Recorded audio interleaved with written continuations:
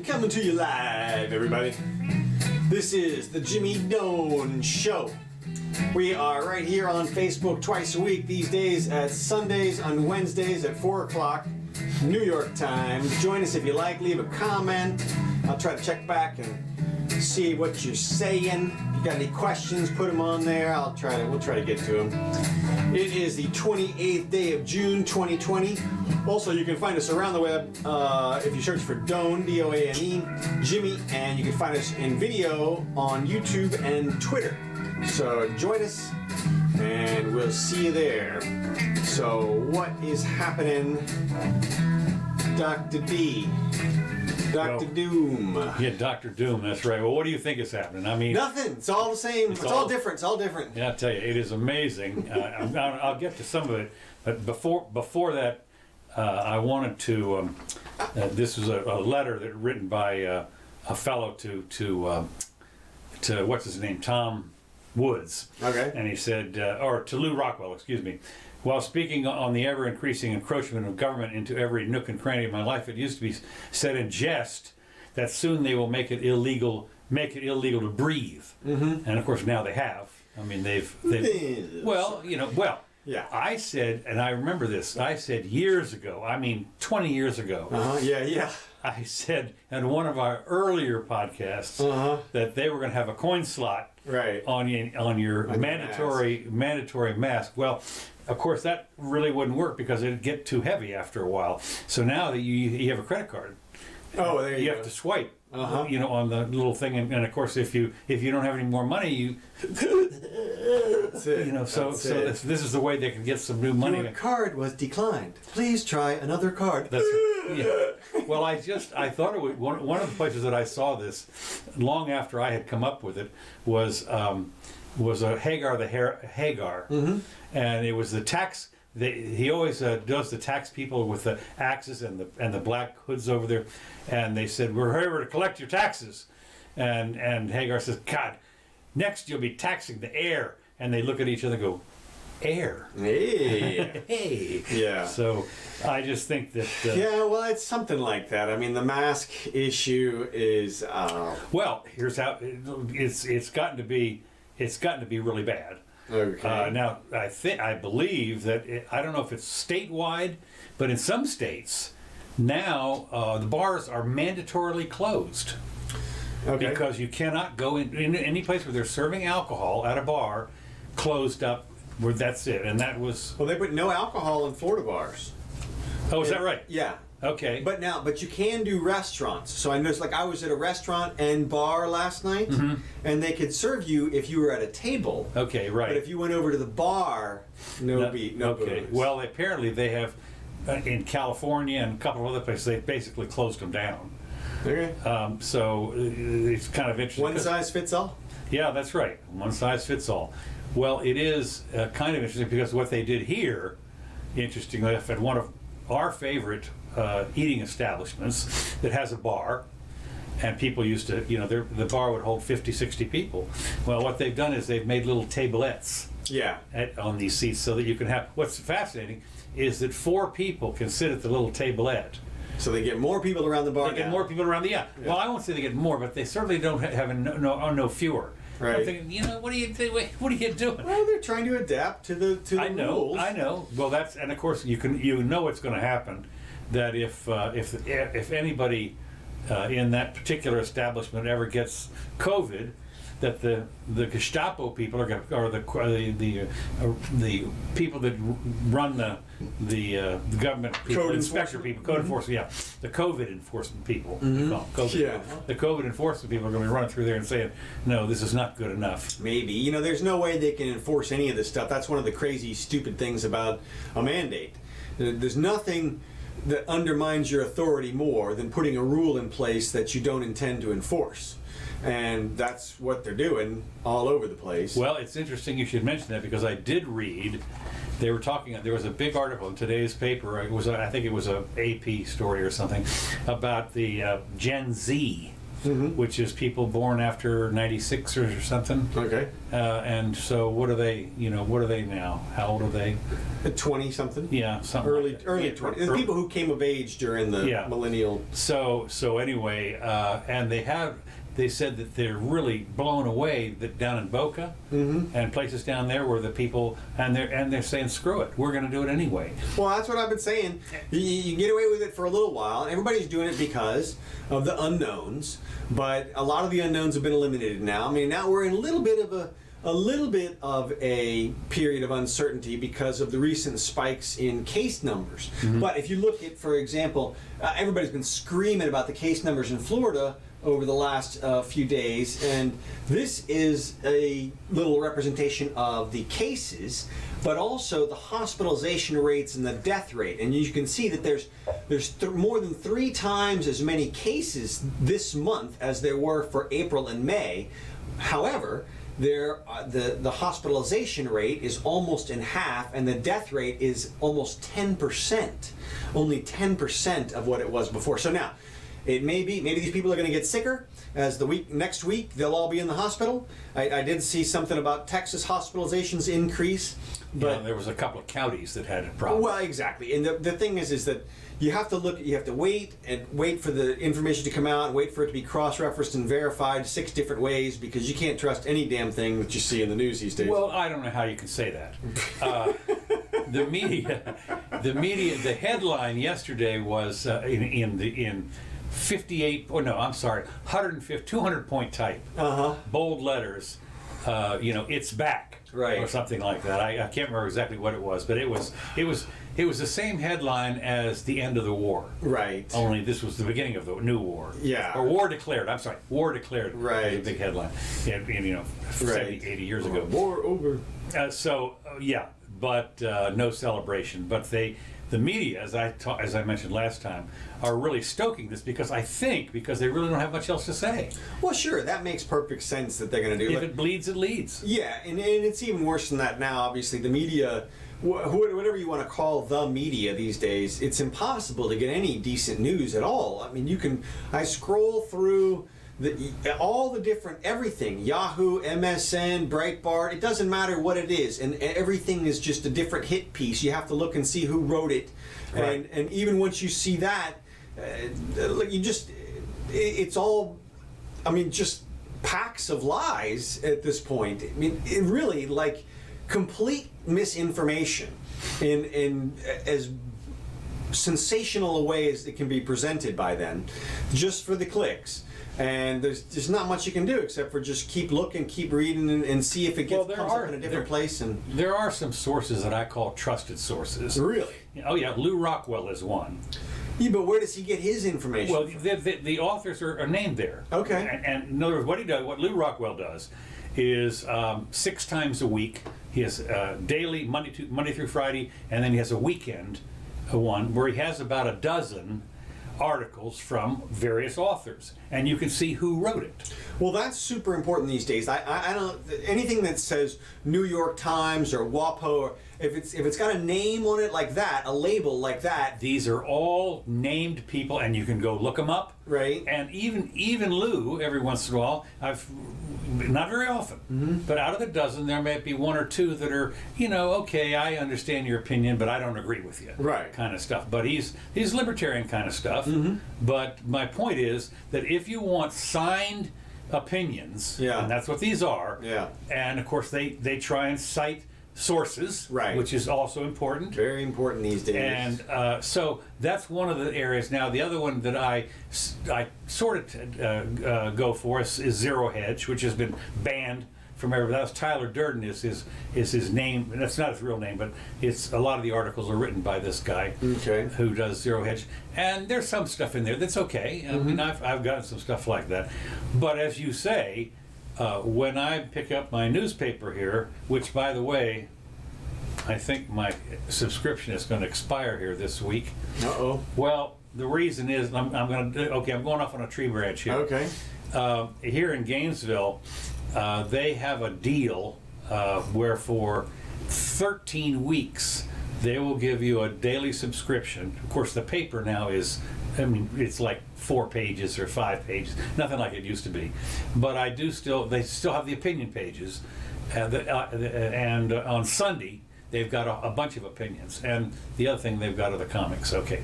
But the point is that a lot of the articles are, as you say, AP, something like that, and these are the ones that are the scare articles. And of course, what it means is only, I would say, maybe a fifth or maybe a quarter of the articles are locally written by our local reporters who are, you know what they are. But most of the stuff comes from other unnamed sources. Oh, right. And the editorials even. It'll say an editorial from USA Today or editorial from the Daytona. Well, so this is how much trouble it takes to put out a paper these days, which is like 28, I don't know, what do you say, 18 pages? No, it's not even 18 pages. It's really thin. I don't know. I'll say that the Epoch Times I saw that. seems to have what appears to be what we used to call journalism. Yeah. And that is a story that just cites some facts and doesn't seem to imply too much about who's doing what. I've been meaning to read some more of that. We also have another one here that's online that's trying to compete. I think it's online. It's called the Alachua Chronicle. Oh, right. And it's pretty conservative. I mean, there's, and some of the stuff they do. But they are newsy stuff. I mean, when they do report facts. Right. And so... Eggs happen. A building burned. That's right. That's it. I mean, that's pretty indisputable. There's the fire. There it is. There's the picture. The building is actually burning. Now, whether or not it was a controlled demolition or fire by BLM or whatever it is. Well, of course, the Gainesville Sun, of course, being our Pravda surrogate here. Yeah. That's what they did. I saw, for instance, a picture of it's actually quite interesting. There was probably 1,000 or 1,500 people that marched over to the sheriff's office, and they had masks on. I got to give them credit for that. But they're all packed together, and this was like the BLM people, and then there's too many people in, to get whatever freedom. I don't know. Anyway, but that's kind of local stuff. But that matters here locally. Yeah. Well, you hear stories like I heard Nancy Pelosi, and again, I can't remember where I heard this, but she said, Trump is trying to get away with George Floyd's murder. Which, if you think about that headline, it's like, what the hell are you? I mean, of all the people who really, when you think about this, what they're calling the new bill that's going through the House. The George Floyd Memorial Bill. Yes. Oh, well. It's the George Floyd, not memorial, but police, whatever it is. This is the one this is what. And I've always said, if you have a bill that's named after a person, this is all emotion. It means nothing. Well, I don't know. They passed one bill in the Senate, a crime bill, and apparently very few Democrats, relatively speaking, voted for it. And they want their own bill, which they passed in the House. And so now we have competing crime legislation. So none of it's going to get through. Well, I don't know. I don't know why not. I mean, I can think of several decent reforms that we could make. Really? Federal? Some. Because, like we talked about last week when they're talking about now, I mean, the body cameras thing. I mean, the body cameras is an easy one. I mean, if you're not doing anything wrong. Right. Oh, yeah. Well, I mean, if you're empowered to use a gun, your body cam should come on when you check in, when you clock in. And if that's and there are things like that they could do, and hopefully they'll get done. I just wonder. It's one of these things that when you start passing federal laws on local police and sheriff. No. What I'm talking about is setting a precedent. You do it for the feds, and then the feds, okay, right, and then and you're right. It doesn't affect so much because they don't police the states. No, it's right. It's the feds, right. But you would hope that the states would pick up the mantle there and run with it and say, okay, we're going to do that as well. And if they wouldn't try to do everything at once, they could get some of these things. You're right about that. And that I think that is one of the arguments. We've seen this always before. This happens also even in our Florida legislature. Yeah. Right at the end of the legislative session, they call it a train or something, and that's when literally they hammer these bills through, and they'll do 20 in a day just to get out, so they can get out of there. They've been debated for 2 months. I think our legislative session generally is either 2 or 3 months by law. And then when it ends, it's supposed to end. Yeah. 20 in a day is scary. I mean, No, well, they supposedly have been debated in committee and everything. yeah, but still, I mean, how many more laws can you have? I noticed. I mean, they How about infinite? Yeah, well, they're so weird. Like I saw one the other day where it said something like you can't rob somebody for the purpose of depriving them of, I don't know, like their gun or something, and it's like, well, wouldn't robbery already illegal? And, Yeah. I mean, yeah. And so now there's a new law. It's like a hate crime Right. aggravator or something. Yeah, and right. It's like, well, what did that do? Did it do anything? No, I don't think so. I mean, everything has been outlawed for quite some time now. I mean, that's why it's ridiculous in terms of what they can arrest you for and how they can do it. These sweeping, broad things. Every time I see the word fraud in a bill, I think mischief, because it is so much easier to prove fraud than it is some actual act. All you have to prove is some deception somewhere along the way, and you can infer that. I mean, you can just say, well, that was obviously a deception. This part of the person's actions were obviously deception, and therefore they committed fraud on this grand scale, and then you see somebody going to prison for that, and I'm always thinking, what did the person actually do? Did they actually do anything, or were they just kind of wrapped up in fraud stuff? They were the hardest things to defend as a defense attorney. If somebody was charged with fraud, it was like, ugh. Because all they got to do is just sort of imply some vague thing that happened. I didn't know that. Yeah, it's Wow. really. But so when I of say course, 20 laws, it's like, yeah. Well, one thing I have noticed is, especially I think on the federal level, is if you happen to make a telephone call, that'll be wrapped into the fraud thing. that's what I'm talking about. Yeah. You know, oh well, you like when they get somebody on mail fraud or something. Yeah. It's like, well, okay, you lied and then you put that in the mail. Well, is that really mail fraud or is that just lying? I mean, it's the same. Yeah. It's the same. Well, the thing that's interesting, of course, after Wickard v. Filburn, if you phone your neighbor next door, that's interstate commerce. Right, because it goes through the satellite or something. Whatever. Yeah, it's weird things like that. So Yeah, it's amazing. So anyway, let me just continue on here. I got sure, off. go ahead. I got off my thing on the coronavirus. Coronavirus is, quote, always going to be with us, says a leading epidemiologist person. Top man. Now, a couple things here. First of all, of course, it's going to always be with us, says the epidemiologist. Epidemiologist. Yeah, okay, whatever. Now, the top man. I thought this was kind of interesting in that this was the same thing that happened after the War on Terror. And they said, well, the War on Terror is never going to end. It's always terror. And I'm thinking, wait a minute, we're spending $1 trillion a year on the War on Terror, and now you're telling me you can never win this war? Well, look, these are nun whippers who are out there saying it's always going to be with us. And that is to say, they want this to go on forever. I know they do. And, right. And that's why, look, it's a war on terror. Terror is a word in the dictionary. You're right. It's always going to be in the dictionary.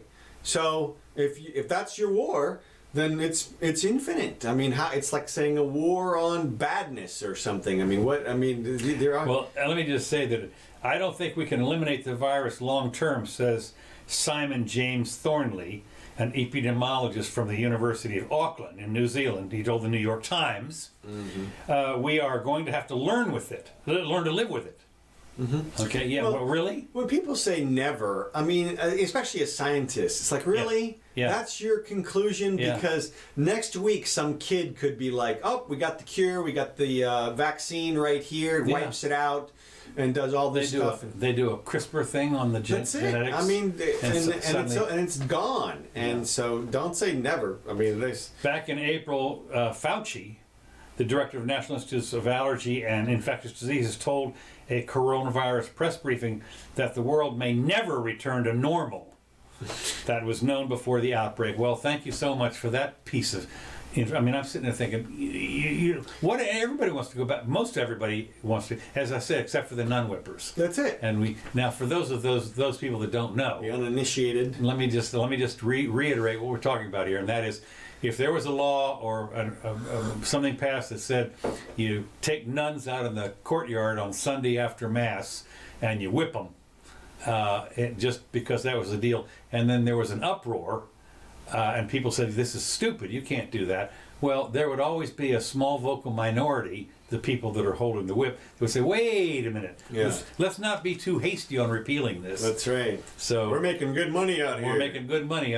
Well, it's interesting because a very small vocal minority can hold a lot of people hostage. And it's interesting, I saw this on Facebook today when they were talking about a small minority was holding a lot of us hostage in the Black Lives Matter and all that kind of stuff. These are a small type of segment. And I thought, and somebody wrote in and said, you know, and, Tony, I think, wrote in and said, well, they're idiots, you know, and they're idiots too, the minority people. I said, well, you know, who's more of an idiot? The people that are buying into this? I mean, you know, if you're buying into what the idiots are saying, what does that make you? So, yeah, well, I don't know on that. Okay, well, no problem. But talking about idiots, the Minneapolis City Council votes to disband the police. At first I didn't think this was a real thing. I thought this was fake news, and it might be still. But by a 12-0 vote, the Minneapolis City Council voted to disband the city's beleaguered police department. And what's going to replace the police? Well, they don't know. And of course, what happens is I saw today that somebody said it's in the charter. Not that this matters, but apparently it's in the charter that there shall be a police force. Yeah. And so, how do you disband something that's in the charter? Like that, yeah. Yeah, just by, well, you know, you do it is what you do. That's the thing. Well, they can get away with just doing stuff for short periods of time until lawsuits come back and it goes through the courts a little bit, and that's what we're going to have to rely on, I think, for some sensibility here is stuff in the courts, because you've got, I mean, you can't disband the police department. The place will deteriorate into a no-go zone very fast. Insurers will stop insuring any businesses and property in the area, and then people can't get the loans to maintain their properties. I mean, the entire thing will collapse in on itself. Well, I don't know what you say. Look, you remember the documentary called "Escape from New York"? Yeah, right. With Snake Plissken. Snake Plissken. Yeah, I mean they had a society there. Yeah, it was fine. I mean, what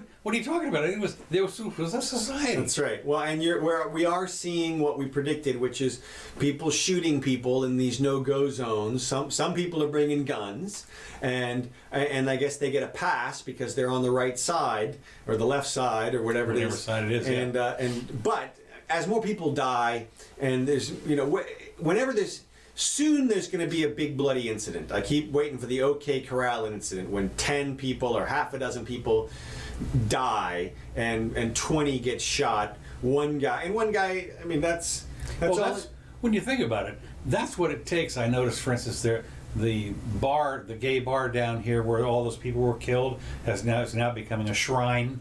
Pulse nightclub in Orlando. Yeah, the Pulse nightclub is becoming. They want to make it a national shrine. Literally, but I mean that was a big deal to gay people. I don't know, something, or tolerance. I don't know. But then you see the laws that get passed when they had the school shooting up in Connecticut, for instance. Suddenly we had armed people in the schools. And local people. What do you call them? The police. They don't resource officers. Resource officers. Yeah. So this is the kind of stuff that happens. An emotional response, and this is what. You end up with. Mm-hmm. So anyway, they voted to draft language of the amendment posted online would replace the department with the Department of Community Safety and Violence Prevention. See, they're replacing it already. Wait a minute, it gets better. Which will have a responsibility for public safety services, prioritizing a holistic, public health-oriented approach. Right. The amendment goes on to say that the director of the new agency would have non-law enforcement experience in community safety services, including but not limited to public health and or restorative justice approaches. Yeah, see, they're taking the wrong approach there. It's not the people. It's not the police officers. It's the laws. It's the laws. If you change the laws, you won't have to gut the police department. All they need to do is stop the police from going out on calls where there's no victims. If there's nobody complaining, the police should not be out there reining people in. And it's just, they could cut the police presence by 50 to 60% overnight. Yeah. With no Well, impact. that's what they're talking about here. It also provides for division of licensed peace officers, who would answer the department's director. Ask any police officer about the innocent-sounding 9/11 calls that turn into dangerous situation. Instead of sending armed policemen, they're going to send an unarmed social worker. 9/11 Well, call. that's fine if the person is, like, if you see somebody acting erratically or something. Okay, great. That's what somebody go out there and talk them off the ledge or whatever it is. Okay, fine. But you're going to need cops if there's a bank robbery going on. I understand, but what they're talking about here is the 9/11 calls that are not bank robberies. Right. And domestic abuse is bad enough. But, once you show up there with guns drawn, you got to ask yourself, you never should draw a gun unless you really intend to use it. Yeah, well, but... So anyway, it won't happen, but it won't be all right. It won't happen that often, and when it does, the social worker can call the conflict resolution employee. Look, domestic violence, just to comment on what you just said, is violence. Yeah. I mean, there's somebody getting beat up. There's somebody who's complaining that's really in danger right then. I don't have any problem sending cops out for something like that. Now, in our state, they go overboard and they arrest everybody and break up the family and take the kids away and all that kind of stuff. But at least there's somebody complaining versus them just pulling some kid over who's driving down the road and they test his blood to see if he's committed a crime. And then, I mean, those are the people who resist, by the way, more than the people who are doing the actual violence. Well, it's not only that.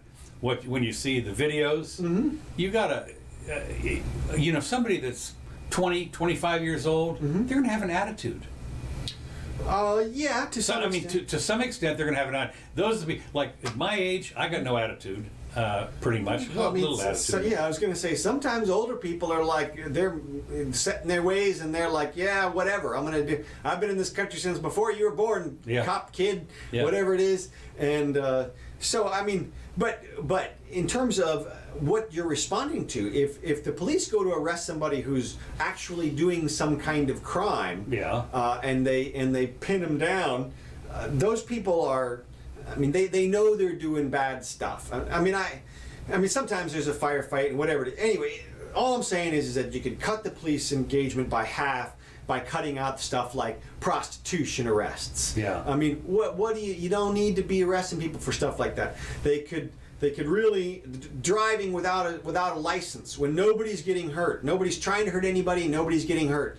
That's the kind of thing where you don't need a ticket. Well, the other thing, as you said, one of the things, as far as they talk about this, one thing is de-escalation procedures. And as you've mentioned on more than one occasion, you're looking here and somebody like a drunk guy's running away. You don't need to shoot anybody. Right. This is so. What you stand around, you wander on over there. That's right. And you they're say, out of breath. Really, they're on the ground. I mean, when I see some of the movies, and they'll chase down some guy, and the cop will say, Ralph, don't make me run after you. I mean, I just stop, for God's sakes, and they'll just stroll on down, or they'll walk around the corner and stop him. But basically, they know what's going on here, and that's a de-escalation procedure that I think is absolutely. If you don't, why would you draw your gun on something like that? Well, because they've been trained. The problem that we have now is we've told the cops that every situation is the same.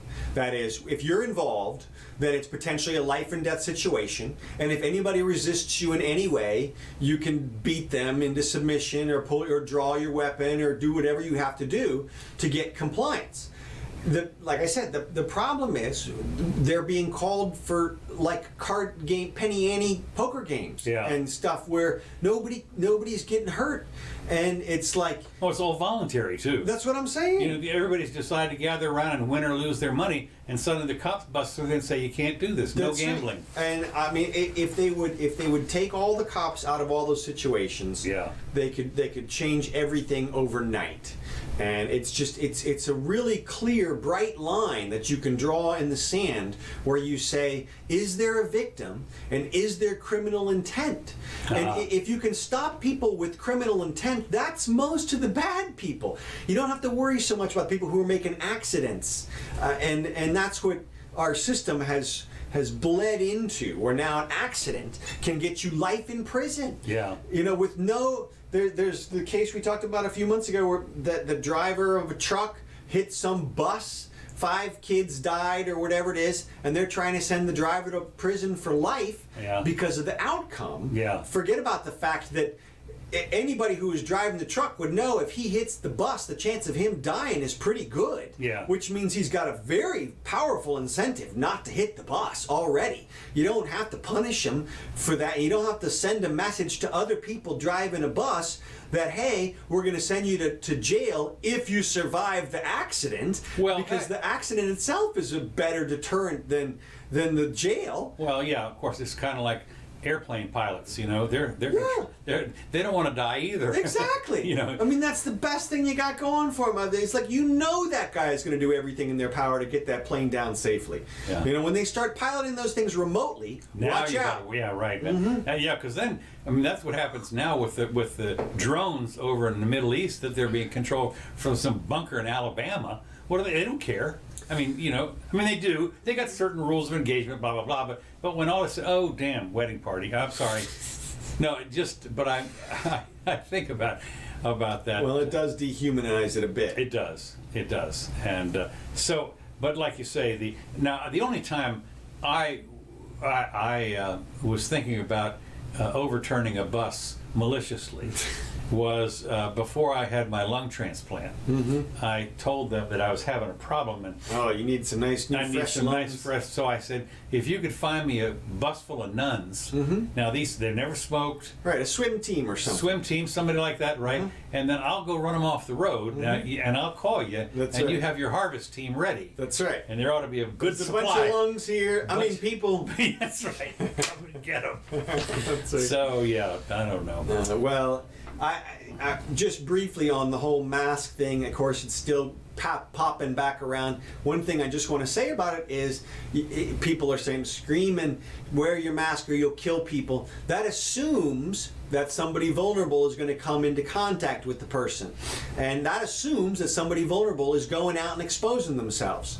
So if the vulnerable people keep themselves protected, then you really wouldn't have to scream at everybody to keep their mask on, because the vulnerable they should have a mask too that stops stuff from coming in.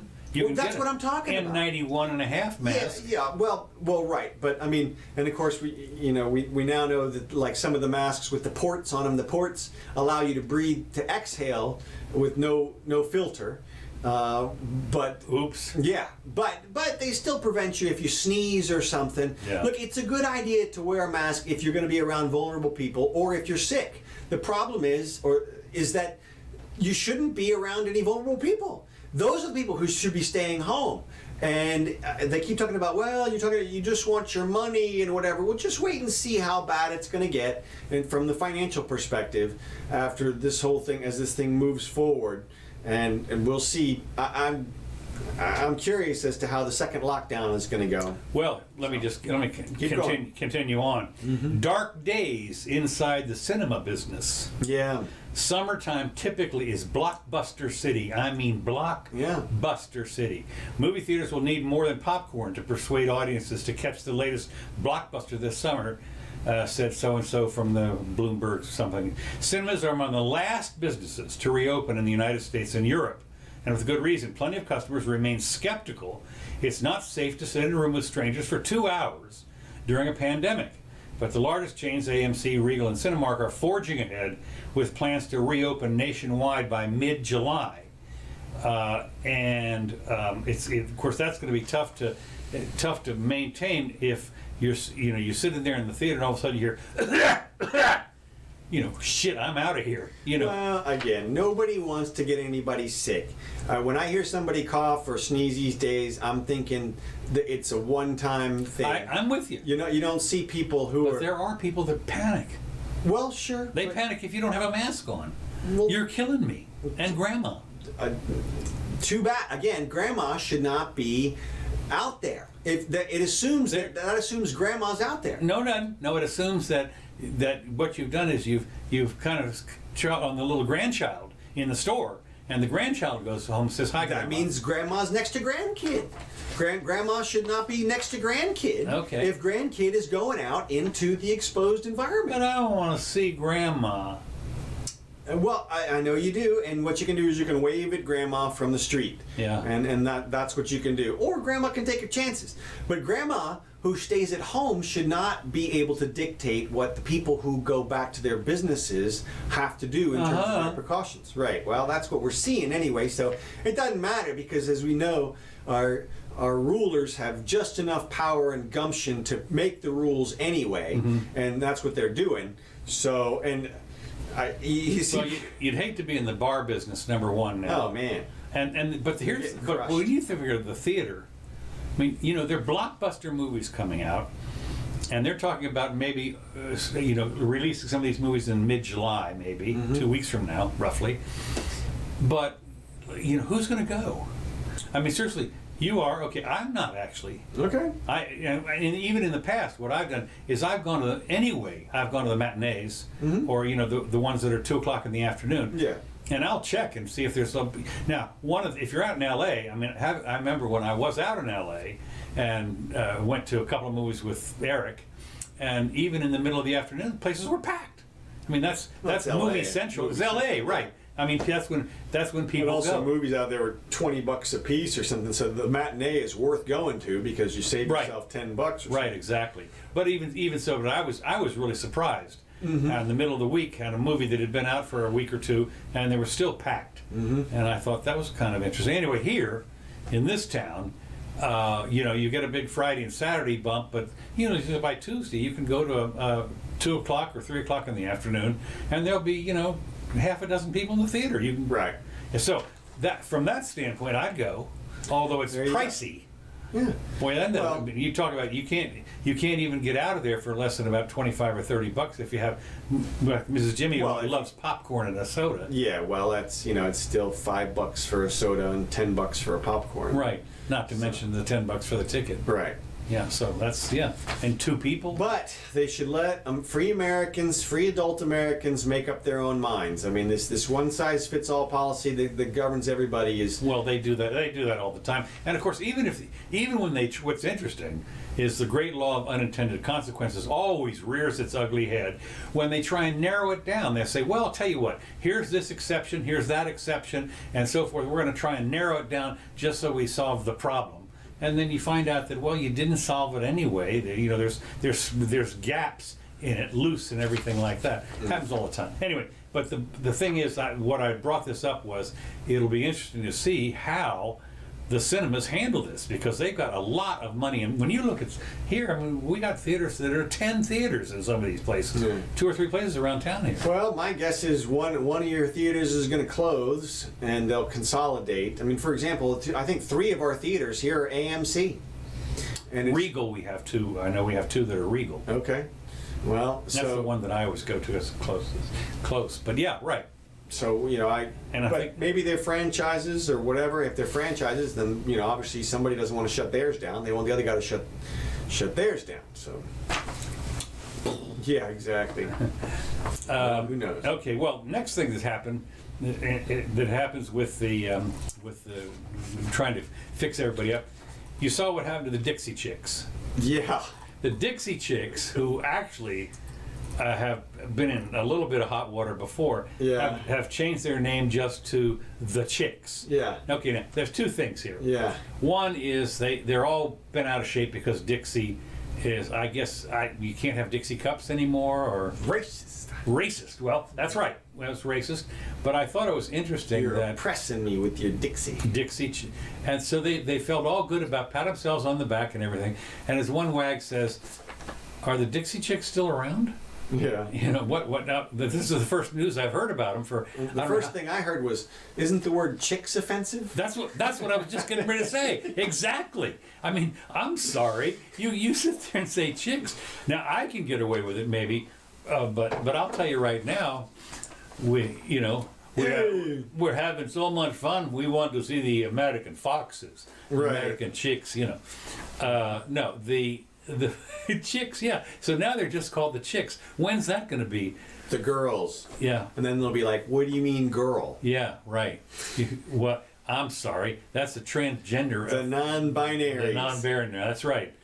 Yeah, that already is that. So they says they quietly changed their name. No, not so quiet. It is headline news. Right. It's all over the place. And they released a powerful music video for their song March. March, which features images of young activists on the forefront of hot button issues like Emma Gonzalez, Greta Thunberg, and somebody else that I've never heard of. The video shows a series of clips of protesters and marches through history fighting for issues like climate change, gun violence, suffrage, LGBTQXYZ rights, segregation, the civil rights movement, gender equality, and Black Lives Matter. Now that's what they're going to, the chicks now are They'll just change your name to the protesters or something. I don't know. I mean, who's Well, gonna, this week in We've Gone Too Far, really. And the list goes on and on. I know. L'Oreal announced maybe they're going to remove the words whitening from their product. saw that. And so does that mean toothpaste is next? Toothpaste, right? Toothpaste is next. And I mean, how don't they just cross out the word white and make something else, right? Yeah. I mean, won't that do it? And then, and I don't know if this can be believed, but I saw something where California had voted to change its constitution where they struck the words that said that the state will not pass a law which discriminates against any group based on their color. And the reason their being, color is white. well, that's the whole point. The reason being is they want to reinstitute affirmative action. They want to discriminate against people based on their color in order to stop discrimination against people based on their color, because Good. I don't know if White that's power. Yeah, I don't know if that's real or whatever, but it's just like. And then the LA Times editor was under fire for lack of diversity in the newsroom. Yes. And I know when I think LA Times, I think racist immediately. Yeah, right. And a bunch of Republicans run that newspaper. Yeah, right. And then I saw calls to end the Oscar categories on gender. They don't want to have best female actress anymore. No, just the best actor. Right. But wait, stop the presses. Uh-huh. We have actresses and actors. Uh-huh. So what do? You have the best performer? Yeah, exactly. Okay. Change it all around All right, there. good. Okay. And so, the good news is that then of course the Oscars can be cut down to just a mere 2 hours. Right. No, that is precisely correct. and you know who's going to complain the loudest? The people who want that thing to be 4 hours long. You better believe it. I mean, you mean I'm not going to get my time on the red carpet? Yeah. Excuse me. Right. Well, maybe they'll just double up. Maybe they'll have a best actor and a second best actor or something. I don't know. I don't expect it to get that far. I mean, I keep waiting. There has been some pushback on the whole gender thing. Like certain states have banned trans athletes and stuff from competing against girls, and you just. At some point it gets silly, but how about this one? Washington Post opinion piece today talked about how the name Washington should probably go. Yeah. The Washington Post, let me say that again. The Washington Post opinion page. Yeah. So I guess they'll call it it used to be called, not Washington Post. Well, believe it or not, I remember when it used to be called the Georgetown Post or something? No, it was the Times. Because when I was delivering newspapers, there were two major newspapers in Washington, D.C., and one was the Post, and the other was the Times. Well, they have the Washington Times still too, but I mean, you can say the words Times and Post. The word you can't say is Washington. Right. Okay. So both of them got to change their names, I guess, or we'll see. I mean, we haven't seen how far it's going to go. Princeton apparently removed Woodrow Wilson from something. Let me tell you something. Of all the things that people wanted to do, I have long said that Woodrow was probably the second or third worst president, horrible president. Not only because of his, slavery, whatever, looked at stuff, but because he signed the Federal Reserve Act. Yeah. And he also said he ran on a policy of keep us out of the war and then put us in the war. Yeah, I mean, he was a hose bag. He was horrible. He was horrible. And then he went demento, and his wife's, and instead of removing him, because they didn't have a 25th Amendment then, but, anyway. So we'll see how far it goes. We'll see if they remove Yale and Harvard and Rice and whatever else it is. Well, Wilson, what is amazing to me is how many things are named Wilson. Tons of stuff. There must be thousands, seriously. Oh, man, you think about the street names and everything. Look, I grew up right on Old Chester Road, which fed into Wilson Lane. There you go. Okay, and then I went to Alice Deal Junior High. I don't know who Alice Deal was, but if I was going to go to the senior high, it was Wilson High School. So, I mean, I grew up like next to Wilson. Right. Everything. So, well, so we'll see if they go through. And look, I have no problem with change all the names you want to change. Take down the statues, put them up. Of course, they're after the what was it, the Emancipation statue. Yeah. But look. And some woman explained how the guy is not kneeling; the chains are broken and he's getting up or whatever. All right, so commission a new statue, build something else where Lincoln is shaking the black guy's hand or something, or whatever you want to do. Although you don't want to touch because of COVID. I don't know. Well, maybe Lincoln should take a knee. There you go. There you go. He takes a knee in front of the black person. Exactly. So there, put that up there. I got no problem with that. No. I mean, but it'll be interesting to see how far the whole movement goes. Well, it is. I mean, I think it's ridiculous that they. Well, it's stunningly amazing that this is straight out of Orwell. I mean, we're getting rid of history. Yeah, but I mean, look, there are some things like that should go. I mean, there's no need to keep a bunch of crap from before. I mean, well, what about the Lenin statue up in Seattle? I mean, if you're going to take something down, I suppose, yeah. But it's on private property. It's a private person's thing, apparently, and so. Well, that doesn't protect you, boy. No, it doesn't protect you. Try and put your rebel flag out here and see what happens. Well, you might get away with it on your home or something. You might get firebombed. I mean, you would definitely get bombed. Yeah. Around here, you would. Yeah. But so we'll see. We'll see how far it goes. Okay. Well, that's not all. Okay.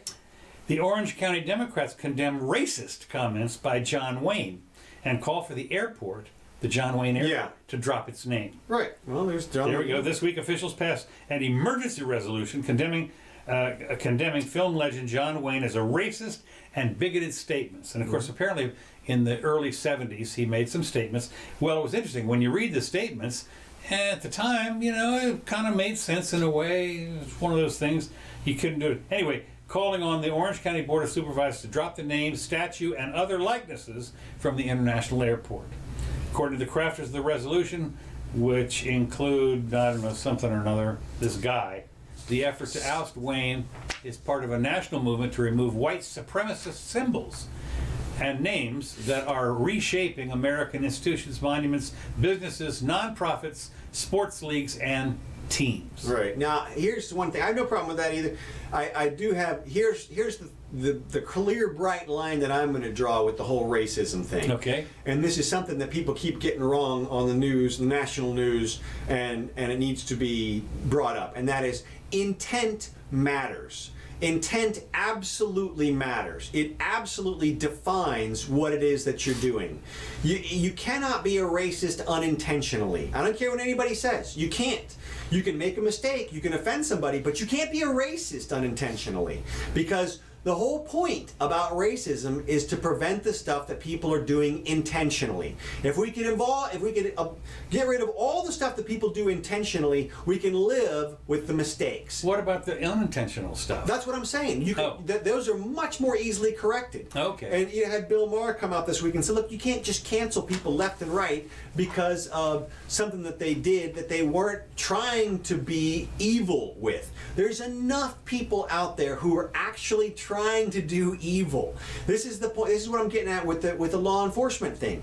Crime for hundreds of years, maybe millennia, has been defined by the intent of the perpetrator. Well, didn't you have? Wasn't there something called mens rea? Exactly. Okay. That's the intent of the person, and they divided up the intent into four different categories. Basically, and this is throughout centuries. This has been thought about, and everybody recognizes that intentional, purposeful stuff is the worst kind of crime. If somebody goes out to kill somebody else, that's the bad crime.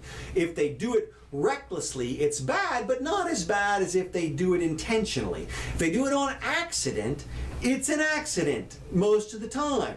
And you have to allow that to be the case, because if you start attacking people for unintentional offenses, you're going to get everybody. You're literally going to get everybody. Nobody can survive that, and you don't need to do that. It's just too broad of a brush to paint everybody with, and you can draw a clear, bright line at people's intention. Let me ask you a question. Sure. Along that line. Well, there's something called negligent homicide. Yeah, that's bullshit. Is what. Okay, that's what I'm asking. It's you. bullshit when they say shit like that, and they've been trying to bootstrap things like that in all the time. Like they're trying to charge. And the other one is where they transfer your intent. We've talked about it a million times. Like the cop in Atlanta, they're trying to transfer his intent from some crime, when they call it felony murder. They say, oh, he committed a felony and somebody died while he was committing a felony. So we're going to take the intent of them committing that felony, and we're going to pretend that the person intended murder. Okay, which one was this? Well, this is the guy who shot Rashard Brooks in the windows. In the back. Yeah, exactly. And so now, from my perspective, that guy should go down for, actual murder for the most part, unless a defense can articulate that he was scared for his life, which running away. Well, yeah, and also with a taser that's already been shot, the tasers only have 1 or 2 shots. If it's been shot, then the guy's not even a harm anymore. He's running away. He's going to pass out in a block or two. You drive around the block, you pick him up. Right. And there's no need to shoot the guy at that point. Okay. And I think they'll go after that. But my point is that all those things, whenever you see negligent homicide or strict liability homicide, that's a bullshit crime that shouldn't be. If we could just stop the intentional homicides, you can live with the accidents. Trust me. Okay, well that's good. It's just the way things we need to move along. Sure. One thing that's going to really hurt the people in this town, public transit use apparently is associated with higher coronavirus death rates. Researchers find, top men, which African Americans' greater use of public transportation could partly explain the higher COVID inflation. Sure, and look, we're talking about buses here, or the subway. What do you expect? And the whole poorness thing. Look, if you're poor, guess what? You die of stuff at a greater rate than rich people because you can't afford treatment. Right. And that's part of the incentive to get rich, is so that you can buy yourself some better treatment, some better conditions, some better food, better athletics, better everything. Yes, of course. Mask. There you go. So yes, of course, the poor people are going to be affected more, but it doesn't make the policy racist or whatever it is. No, it doesn't. It doesn't have anything to do with the race. No. The intent again controls there. Well, I just thought it was interesting that they call it, of course, like bus service here, they call it transit. The word transit means mass transit. Okay. And so they pump it here right and left. I haven't heard much about it recently, and of course one of the reasons is, of course, it's going to be interesting to see what happens when and if the students come back here, because our local bus service makes most of its money subsidized by the students, even the students that don't use it, because there's a student, I won't call it a ghetto, but lots of students live within bus distance, but not bike distance of the university campus. And the buses run all the time back and forth to that area where there's maybe, I don't know, 10,000 students that live out there. And so that the bus service, but those buses are packed. And it'll be interesting. But of course, they're students, so maybe they're not going to get sick. We'll find out. Now, the other thing that I thought was kind of interesting, let's see. Now, there's two things. Okay. Here right at the end that I've got. A mysterious rhythm is coming from another galaxy. Wait a minute. Look, don't say. I thought this was kind of interesting. Astronomers have been tracking fast radio bursts for years, but they've never caught one like this before. For about 4 days, the radio waves will arrive at random. Then for the next 12 days, nothing. Then another 4 days of haphazard pulses, followed by another 12 days of silence. Now, one of the things that I find kind of interesting is how does the people, there's a couple things. Does these people that are literally a billion light years away know anything about our day? I mean, right, exactly. Wait a minute, and this is always surprising when when you see the aliens on a ship or something like this. Well, yesterday we did. I'm going. Well, what are you talking about? You know, day. Yeah, exactly. So anyway, the pattern, well defined, swings from frenzy to stillness and back again, persisted like clockwork for more than a year. They can travel for millions, even billions of years from the sources before reaching from us. So here we got the aliens, the Krell, I guess, you know, from a billion years ago, and we're just now getting their signals. And so what? Yeah, look, this is probably just a star that's wobbling, or it's being blocked by another body or something. Yeah, I know, but I mean, I think it's interesting that it's on a 12-day cycle. Yeah. Well, now that being said, I will post this video that was shot a few days ago in, I think it was San Diego. So here's the video starts, and you can see they zoom in up here to this formation of stuff up in the sky, and these little blips just sort of zip off in different directions. And is that a firework, or is that, are we being visited by the aliens? I don't know. Well, I've been re-watching. They have the you know, on YouTube. They've got another remake. It's terrible of the War of the Worlds. Oh yeah, the original Tom one. Cruise one. No. That's head and shoulders above the one that YouTube put together. Oh God. No, it's horrible. And it's the monsters are different. The monsters are on screen. The movie, I think, is only about an hour long, but it's the monsters on screen for about 2 minutes, maybe. Yeah, not even right at the end. Yeah. Well, they did a perfect job with that first one. It was actually pretty scary. Oh, totally. Are you kidding? It was good. Yeah, man. It was perfect. Yeah. No, you don't They remake. blew it with the Tom Cruise. What are they? They're hiding under our streets. Yeah. Because we're some kind of threat to them or something. Like, why would you leave a ship? I mean, it just doesn't even make sense. None of it made any sense. It was just stupid. Any level. No, on any level. So anyway, we got the aliens again, a billion years away. Look out! Yeah, run for cover. I saw that stupid article about there are 36 alien. Right. Yeah. So, really, 36. Huh? Yeah, this is interesting. Do a little math. No, did a little math, and we came up not with 38 top men. Those were. Now, the one thing that we do have coming here that everybody might want to go take a look at are the sunsets. Oh, right, because the dust cloud. The Saharan dust plumes are blowing into the U.S. Now, interestingly enough, being the news that this is the AP or somebody, every summer an atmospheric event propels desert dust storms thousands of miles across the Atlantic. This year is particularly bad and timed terribly with the COVID-19. Terribly. Amazing. The plume of dust thousands of miles long is blown in from the Sahara across the Atlantic, suffocating Puerto Rico in a haze before continuing across the Gulf of Mexico. Yesterday, it arrived in Texas. All died. Everybody in Puerto Rico is dead. It is normal for the Saharan dust to blow into the Americas. In fact, the phosphorus is a reliable fertilizer for the Amazon rainforest. I knew about that. The dust makes the journey year after year, starting in mid-June and tapering off around mid-August. The good news is the dust plumes can deflate newly forming hurricanes they Yeah. might encounter on the way over. Cuts down on the So, moisture. but they don't talk about, it's the headline is Yeah. look. Everybody dies. In Puerto Rico, wear your COVID mask, no good. 2 masks you need. This is if it bleeds, it leaves. It's Yeah. Well, okay, so I want to just briefly talk about a couple things. Beware grouping people together. Everybody should be wary of this. We're seeing this everywhere right now. They'll say, so-and-so white person did this, and therefore all white people did that. You see these things, white people enslaved black people. Well, no, they didn't. No. A group of white people. Specific people did that, not all white people. Well, in fact, it was only, if you want to call it that, of course, a lot of people tolerated it, but I think it was no more than 20 or 25% of the South people owned slaves. That's what I'm talking about, stuff like that.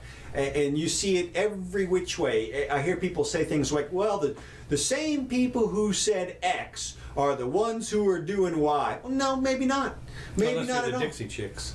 What The about- Dixie Chicks are against everything like that, social justice stuff. Okay, well, yeah. So I hear these things and I think, look, it's different people. I hear people talk about, they'll say, racism in the United States. And it's like, really? In the United States? You think it's the same in Philadelphia that it is in San Diego? I mean, Or in Omaha. I mean, or in- seriously, it is completely different. Micanopy. You can't even talk about racism in one state, as far as I'm concerned. I see. It only gets about as far as a city, and you can talk about it in a city with some vague accuracy. But when you can't talk about Florida being ex-racist, because Pensacola is entirely different from Miami. I mean, they're just totally different places, and they're totally different people. And when I see these people trying to group people together, when I hear people right now, it's the Black Lives Matter, and I'll hear somebody say, well, that's a political organization that gets this, and that's why they do X. And it's like, well, maybe some of them, sure, some of them, but others of them may have a perfectly good concept of what they're doing, and it may be perfectly in line with what should happen. And you can't group them together like that. Just because they're both in the Black Lives Matter group doesn't mean they think alike at all. So it's just the conflating of people and of groups has got to stop. People have got to put the brakes on that and start talking about specific people, because it's illogical and imprecise to talk about groups and what a group does, because it's almost always not a group. Even if it's one guy, there's this Trump video today. Trump tweeted this video of this guy saying white power. Oh yeah. And so it's the villages. And so people are going to come out and say, well, the villages are obviously full of white power supremacist racists. No, it was that one guy, and he was responding to somebody yelling, "You're a Nazi," as they drive by. So how do you know he didn't? That's the only time I'm sure he's it was ever. a joke. Of course, that's what I'm saying. sure it was. I would have taken it absolutely as a joke. Of course. The woman, people are driving by in their carts, and this woman is screaming at him, "You're a stupid Nazi." Every single person. She doesn't know who she's talking to. No. She's just yelling at people generally because they have a flag on their car or a Trump sticker or something. She has no idea why they like Trump or whatever it is. And yet she's grouping them all together. And now people are going to group these people all together, and they're grouping Trump with that, and they'll group the people who, like me right now, you're backing Trump, who's backing the white power guy, so you're obviously a white power guy. No. It's just, that's conflating groups. I am. Yeah, that's right, exactly. So in other words, it's just, watch out for that, because we're seeing it everywhere Well, I right did now. see the picture that was on the front page of the Gainesville Sun today, I think it was today, showed the Black Lives Matter people standing in front of the sheriff's office with, free the prisoners or whatever. I would say that group, people, I will say they all have masks on, was probably 80% white. So. Well, and you look, the bigger the group gets, the more it's going to obviously converge to the averages, which is about 80% white around here. Yeah, it is. So that's what you would expect. That's right. but to to say that Black Lives Matter group is anything like the Black Lives Matter group in Colorado or in Ferguson. Exactly. I mean, they're totally different people. Yeah. And they may have absolutely antithetical ideas of what's racist and what's not. Well, of course, we have not had a George Floyd incident here. You'd think we had, but we didn't. What, you mean a murder? Chokehold, yeah. Well, I could detail out plenty of abuse situations where people were, like I told you, that's how they arrest people. Yeah. I hate to tell you this, but arresting is messy, and it's happened, and I guarantee, I guarantee you I could drudge up all kinds of stories about people who were individually treated horribly, but it's not, you can't then say, all police are X because this one cop in this one town in Florida did a horrible act, and to paint them all with the same brush is just it's silly. It's silly. It's ignorant. It doesn't work that way. So, I thought it was interesting that I heard the Minneapolis City Council were using private security. Yes. So yes, that's right. They've hired the commissioners or whatever as a group, I believe, have hired private security because they're worried about, I guess, walking out to the car or something. That's right. So I guess the cops, they're not with the cops. They're going to disband the cops, but they're going to get the problem. I'm all for private security. Yeah. There's no question about that, but it'll be interesting to see, if they're using taxpayer funds for that while they're protecting themselves. Probably. Well, speaking of private security, it's interesting. When I was down in, when I was trying to learn Spanish, and I went to, let's see, was it, I think it might have been in the Honduras, might have been. But several of the stores had private guards out there, literally with automatic guns. With AK, with not the AK, but the machine guns, and they were guarding the store. Well, it makes perfect sense to me. Well, it was interesting because when I was down there, at first I was kind of surprised. I was surprised at the number of places where there was razor wire all over the place for protecting in private houses. Mm-hmm. And then in the stores, literally, there were private people with a weapon. So yeah, well, you got to have protection at some level. You just do. We had, when I was in Costa Rica, we had a guy. It was actually 2 or 3 guys. It was interesting. They had a little hut right across the street from the house that I was staying in, and what this guy did is he basically, they rotated. I guess there might have been 3 of them altogether, and they would basically, if a car drove through slow, they would take down the license tag number, whatever it was, and the way he got paid was he would go around with a hat or a cup or something to all the people in the neighborhood and say, and they would with a hat, right? Oh, and collect his money, and the people would pay. Right, and look. If you're in a rich neighborhood, they got private security at your gate. What you have is a gate and private security, and people will hopefully find the balance there. I'm hopeful we'll make some inroads in this whole thing. A federal judge in Michigan called the gym closure irrational. Came out. Really? Yeah, threw out the gym closure thing. No kidding. Because they had reopened things like restaurants to 25 and 50% in the area. Right. And they didn't articulate a reason why the gyms couldn't have the same restrictions. And we're talking the GYM, not the JIM. Yeah, no, the gym, yeah. And of course, we're seeing that today here with the bars. Yeah. You can go into Publix, you can go to Walmart, you can go to the marijuana dispensary, but don't try to go to a freaking bar. No. Because they're shut down or they can't serve anything, and so it doesn't matter. And it's like it's arbitrary and capricious, which is actually the legal standard for being unconstitutional. So and threw it out. He threw it out. All right. Nice. Let's open up that gym. Yeah, exactly. Well, at least let people do. And then from my perspective, I just wanted to say, and I know we're going over, but I wanted to say real quick, there are some things that we could do, and maybe we'll talk about this next time, but things that we could do, real solutions for the coming economic crisis. And there are some real things that we could do to make. Well, you're right about this. This could take up a lot of time. Yeah, it is, because it involves patents and copyrights, legalizing things and getting rid of licensing and restrictions on people that would open the door for a lot of commerce to a lot of people, and really level the playing field a bit between the rich and the poor. I always get nervous when somebody... But that's because when they do it with laws. I'm talking about by undoing laws. Okay. So, and what the thing about... I've always said, I don't want a level playing field. Well, I want to aspire to the mountaintop. Yeah, but what I'm getting at, what you're talking about is they always pass stupid restriction laws, and they'll say, well, we're leveling the playing field between the employer and the employer by passing a minimum wage. No, you're not. You're tipping the playing field. Right. And so what you do is you undo that law. They put their finger on the scale every time. And the problem is, they put it on both sides of the scale, Well, and and again, different people doing different things, but freedom is going to be the way forward if people would embrace it at some point. Yeah, liberty. And that's right. We'll see if it does. But all right, I guess that'll take us out.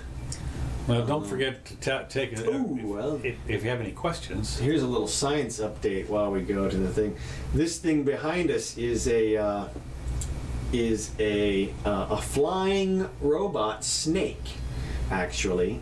It's got a bunch of individual propellers on it, and see that coming through your front door. Yeah, exactly. Well, it won't be long now. And that's got to be the precursor to that thing in the Matrix that flies around and cuts a hole in things. Those octopus things. Oh yeah, right, yeah. And so pretty cool.